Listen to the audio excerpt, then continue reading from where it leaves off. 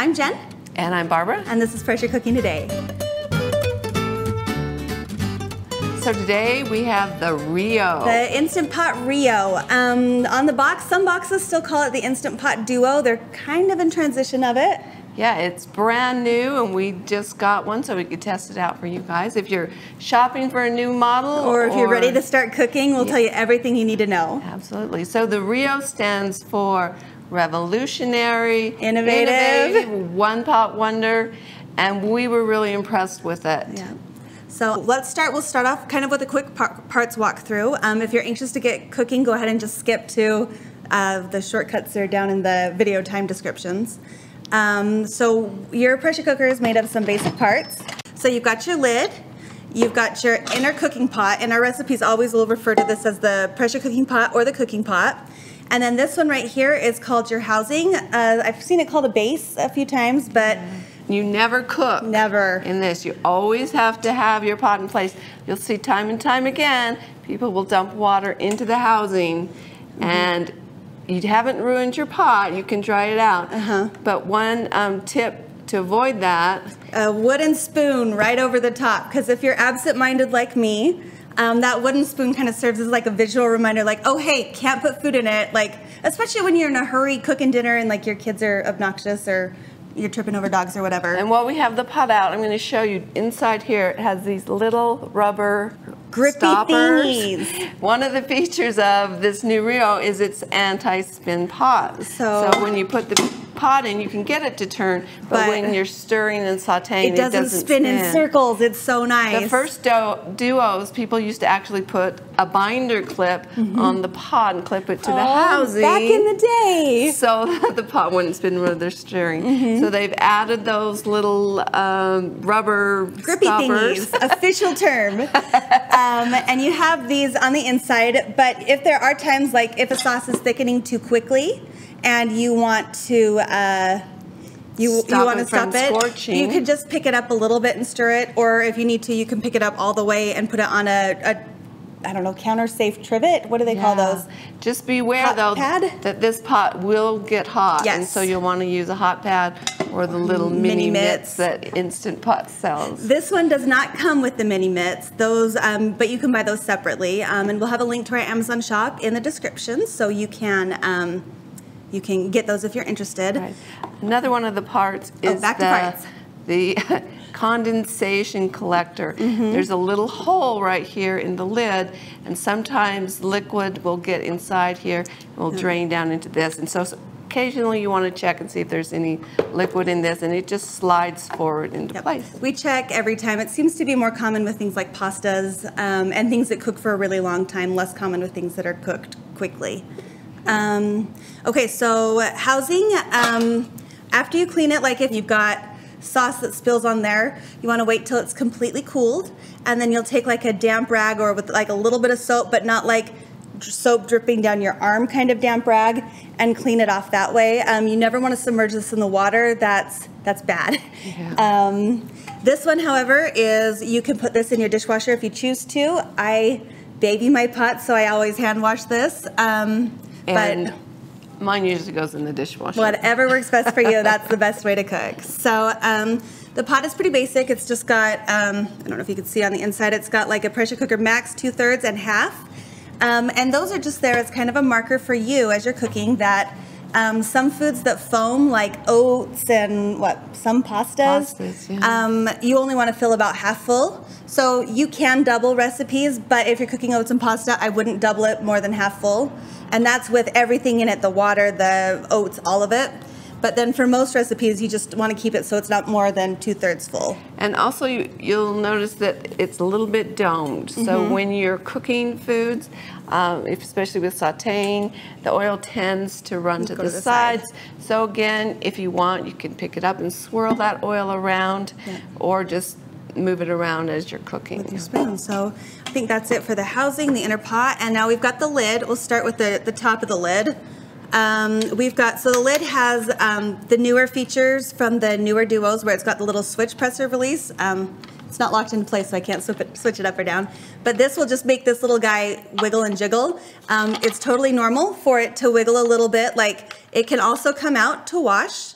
And when you pull it out, you want to be careful. I had it tipped, so I probably did it not the right way. You want to be careful that you pull it straight up, because if you've got the lid tilted and you pull it this way, it has like a little teeny tiny like pointy gasket on the inside, and if that comes loose, this one won't work anymore. So just keep that in mind. So this can come off, and if you're cooking like oatmeal or pastas again, and you see foam that starts to come out, you want to quick seal it up, and then this will need to be washed as well. Yeah, generally I'll always wash that, and I always wash the float valve. So right here next to the steam release valve. Hey, look at you. With this off, it'll work. Is the float valve. Okay, when your pressure cooker, when your Instant Pot is at pressure, the float valve will rise up and it will seal your pot. You will not be able to remove the lid. If you forgot to add an ingredient or something like that, like if that thing is up, you have to release the pressure and wait for that to fall completely flush and flat against the pressure cooker lid before you can twist it open. And when the pressure is released, it falls down into the hole. So you'll be able to easily tell if it's up, there's pressure, and if it's down, the pressure has been released. So show me your pinky trick. What I like to do is just hold it with my finger. It has a little gasket on the top, so you just pull that gasket off, and then you let that drop into your hand. And so that comes out for cleaning, and then to put it back in, you just do that. I always use my pinky for that one. Do you just use your regular, just your pointer finger? Okay. Okay, so on the underside of the lid, we've got this little silver poppy thingy, like an anti-block shield. I don't know. So I always take this off when I wash it too. I tend to be a little bit absent-minded and a little bit clumsy, so I'll put all three of those in my hands. I'll wash all three of them in the water at the same time. And by three, I mean like the little silicone gasket on the float valve and the float valve itself. I never put it down. I take it and I immediately will pop it back on and then dry it. So this is where the steam comes up and releases out here. So it just helps keep food particles from getting into there and clogging that up. So that's what it's for. So they can be a little tight the first time or two. You take them, the first couple times you take them off. If you're having trouble getting them, you can get like one of those thin flat edge metal spatulas. You can also, we've used like 1-inch rubber chair stoppers. We'll just slide right on and help it pop off if you've got like mobility issues or anything like that. I never take off the little screw. That just stays on there and that lives on there. But if you need to, you can take a little toothpick to clean out there if something did happen to get in there. So, and the whole lid is dishwasher safe on the top rack. I don't like to put it there because we have lots of glasses and other stuff, and it just takes up a ton of room. So I always hand wash it. And I hand wash it too because I don't like it. It'll get a little bit of water inside the lid and shake it and it'll be dripping water for a while afterwards. So you want to talk about the lid fins? Oh, lid fins then, the silicone gasket? Okay. That is one of the updated features that they've added. The old lids used to be just completely smooth. These ones have the lid fins which fit into these little handles right here. So when you're cooking, you can just slide it in and keep it out of the way. Just a note that if you've been pressure cooking and you take the pressure cooker lid off, there will be water and condensation on the lid, and so sometimes that can be hot. So I pick it up, I shake, shake, shake, and then I put it in. Yeah. So the last feature of the lid is super important. It's the silicone ring.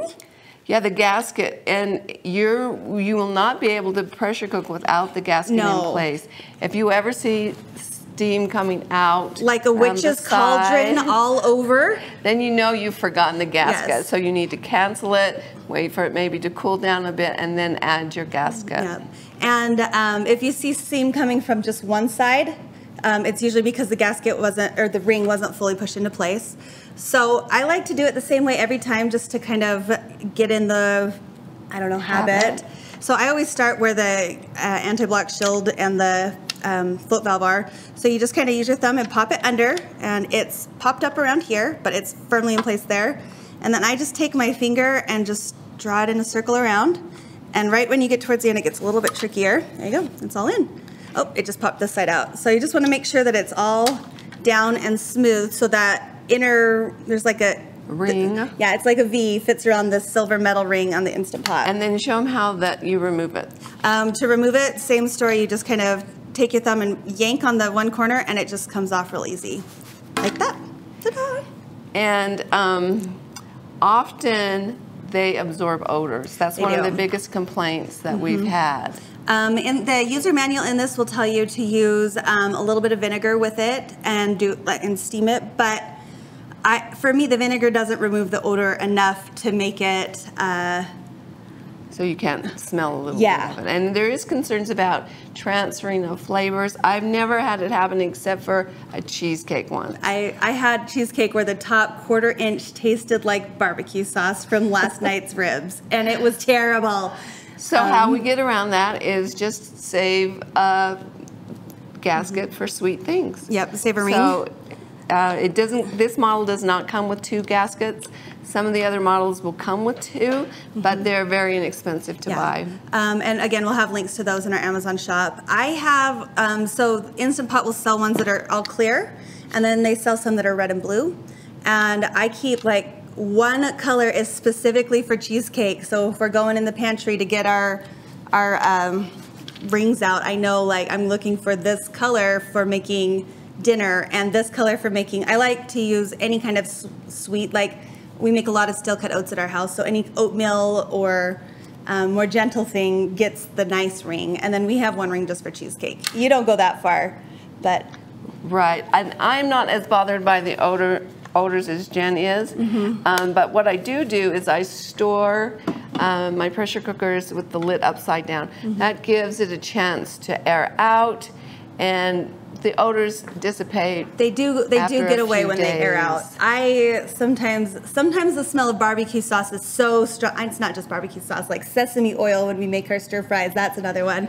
But I zip them up in like the gallon-size Ziploc bags. Yeah. So either way you want to handle it, but just be aware that is an issue. So I'm going to go ahead and put this gasket back on. So the only other thing that the Instant Pot Rio comes with is this trivet. This trivet can go in just flat like this for like a low cooking, and you can balance your pots on top of that. Oh no, you can put it in this way, like you can have convenient little carry handles like that, right? Yeah. So feet down, carry handles up, and it just sits nice against the edge of the pot like that. Right, and so I used this the other day for cooking hard-boiled eggs. I just put 4 eggs in and cooked them like that and used this, which was convenient. But it's also, if you want to cook pot and pot, then this is convenient for that as well. Yep. So are we ready to do the water test? Yeah, so the water test in the manual says to use 3 quarts of water, which is kind of ridiculous because it takes a long time for 3 quarts of water to come to a boil and to raise pressure. So all we like to do on our water test is 1 cup of water, because you're just testing it to see if it's functioning properly. And make sure that you set it up. And I was a little nervous when I first started pressure cooking, so for me it was a way to make sure that I got to know the machine, and it was like I didn't ruin an expensive roast or whatever. So with this model, since it has the switch and the steam release valve separate, it's not as concerning as with the original Duo, where you had this type of a setup where the steam release and the release valve were right here. So you would use a wooden spoon to switch it from one place to the other. Well, with this new updated model, they're separate. So to release the pressure, you just turn it to venting, and then it automatically, when you put the lid on, lock it into place, it automatically sets back to sealing. So that's an awesome feature. Sometimes I would be cooking and I would be like, this is taking forever, and it's because I never sealed the pressure cooker. And you don't have to worry about that with this model. Yeah. So the lid has a little arrow on the top. It says close and open, and that tells you what way to turn to open it and what way to turn it to close it. And the arrow matches up with the arrow, the little notch right here on the housing. And you just match up the arrows and then slide it to lock in place. And now this thing will not open. You're not supposed to carry it by the lid. They want you to carry it by these little handles, but sometimes I do check that it's in place right. Yeah, you're not supposed to move it when it's at pressure. Yep. And so we're going to go ahead and just do a 1-minute cook time. Yep. Pressure cook button's in the top corner, and start. Okay, so while this is coming to pressure, let's go ahead and talk about the housing a little bit more. We were impressed with the matte. I like it because it doesn't show fingerprints as much, so I don't worry so much leaving it out on my counter, and it having helpful children nice, putting sticky fingers all over it. And it has a new, they say, slimmer shape, and it's kind of smaller at the bottom. So when I was carrying it into my house, I kind of could carry it on my hip and just, there you go, like you would a little baby, you know? Right? It's our Instant Pot baby. So it did seem a little bit lighter to me, and a little bit more convenient. I double checked, like the regular pots, because Instant Pot sells spare pots, and any of the pots without handles for a 6-quart pressure cooker will fit in this one. So you can have a spare stainless steel pot, you could have a spare ceramic pot, all of those with the domed bottom should fit in this one. Yeah, so if you have a Duo now, you could get this one as your second pot, and it would be interchangeable with those pots, so that's great. It doesn't have a sous vide function like the Pro does. But it does have a yogurt. And it does have a yogurt, and it has some lights on it, which I thought was great. It has a little light that shows you when it's in the pressure, coming to pressure mode, and has a light when it's in the cook, and it has a light when it's in the keep warm setting. Yeah. So all you have to do is look at those lights, and you can tell where in your cycle it is, so that's nice. Other versions of the Duo, previous versions have had, like the Duo Nova has a much larger display that has like little bars on it that you can see, oh, I'm 2/3 of the way through the pressure cook function. This one doesn't have that, but it does have little dots to let you know what's going on. Yeah, so if the cook time is over and it's just in the keep warm setting, that keep warm light up to the top will be on. Yeah, and you'll notice we've got the pressure cook setting on. We press the buttons, we got our time, we hit start, and then it just says on for right now. That's because the cook time counts at pressure. It's not just it will be done in 1 minute. It will take 1 minute after it reaches pressure to start to be done, right? And so just like you don't count when you're boiling water on the stovetop, you don't count the time that it takes for the water to come to a boil inside the Instant Pot. So you can see steam coming out the float valve now. Eventually this will rise up and seal up. And when it's up, it's not necessarily at pressure. It'll take a few seconds to a minute longer, depending on how much volume you have in there before it completely seals up. But you'll know when it's at pressure because the time will show up and we'll start counting down the time. So while Mom was speaking, the float valve rose, but you can see it's still not quite at pressure. There's a little bit of water that'll drip out. That can be fine. If a lot of stuff starts coming out, that's when you need to like hit cancel and release the pressure quickly. Right. Yeah, you just want to see a little bit of steam from here. If it's steam around the edges, like we said, then there's a problem with your gasket. Yep. So when it is at pressure, it will beep.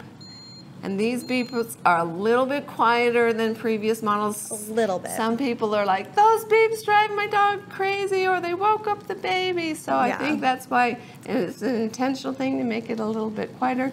Okay, so the time is up. We're going to go ahead and release the pressure. You see how the display says 3? That means it's been 3 minutes since the pressure cooker counted down its cooking time, and now it's on the keep warm setting, and it has been 3 minutes. So we're going to do what you call a quick release, which is to switch it to venting and release the pressure. So as you can see, this steam came out at a jet, kind of at an angle. This is really nice because the old ones used to go straight up, and you want to make sure that it's away from cabinets or pendant lights or anything that could be damaged by a hot jet of steam coming at it. When you release the pressure, you do not want to reach your hand over. Just do it down here low, and you see that the float valve dropped. That means it's safe to go ahead and open. So when you open it, there's going to be a big cloud of steam that will come out. So you don't want to be leaning over it when you open it either. You want to just kind of be standing away. Turn it to the open position, and it has the ding-a-ling to let you know it's not locked. And then this is like we talked about. You wiggle it, get all that condensation that's on the lid. Just kind of wiggle it into the cooking pot. And then you can stick your hot lid in the lid fins while you're finishing off your meal over here. So if you're scared about pressure cooking, just boil water like this. Bring water to pressure until you're comfortable using the pressure cooker. Yeah. The number one question we get from a lot of beginners is, what button do I use? This one has a number of different buttons that have preset cook times, like you used the egg one to make hard-boiled eggs the other day. Yeah, it's preset to 5 minutes, which is the cook time we like for hard-boiled eggs, and so that was convenient. but they are just preset times. They're just suggestions. If you're cooking chicken, stew, you could use any of the buttons really, but typically we just use the pressure cook button for all pressure cooking, and the other button that we use frequently is the saute button. Yeah, and the saute button's great for at the beginning of the meal to sear your meats or to saute your vegetables. And then at the end of the meal, it's really nice for thickening sauces. Right, and so the saute button has different levels. It has low, medium, and high. So if you want to get a sear on meat, you're going to cook it on high, and you're going to wait for it to say hot before you add your oil and brown your meat. That will make a big difference. And if you wait, say you're cooking a big pot roast, get it hot. The machine will tell you it's hot. Add your oil and add your meat. And then wait until it easily releases from the bottom of the pot before you try and turn it. And then when it releases easily, you'll know it's properly seared. Yeah, I tend to just cook everything on the default setting. I don't generally change. I know sometimes if you're cooking like a gentle sauce for like desserts, you will switch it down to low for a gentle simmer. I usually just use what's in the middle, but again, use what works for you. There's no right or wrong way to do it. Right, and I like to saute onions and garlic on a medium setting, and then I'll use the low setting if I want just a little simmer for thickening a sauce. Yep. Okay, so that's the functions of the Rio. We really think it is a great pressure cooker. Yep, I think you'd be great to go with that. I think I would put this in the mid-range. It's on par with other pressure cookers in this price range, like the Duo Nova. You've got the Instant Pot Pro and the Pro Plus, which are a little bit more upgraded. They've got the pot with handles on it. And then you've got a simpler version that's just bare bones, no extra buttons that you don't need, the Instant Pot Easy, which we've got reviews on those as well. Please go check them out. Yeah, so no sous vide, but it's got your yogurt function and it's got everything you need. And so if you're just getting started, this is a great one that we highly recommend. We've got links for easy recipes down in the video description. And if you have any questions, be sure to leave us a comment and we'd love to get back to you. And as always, thank you so much for watching. Be sure to like and subscribe.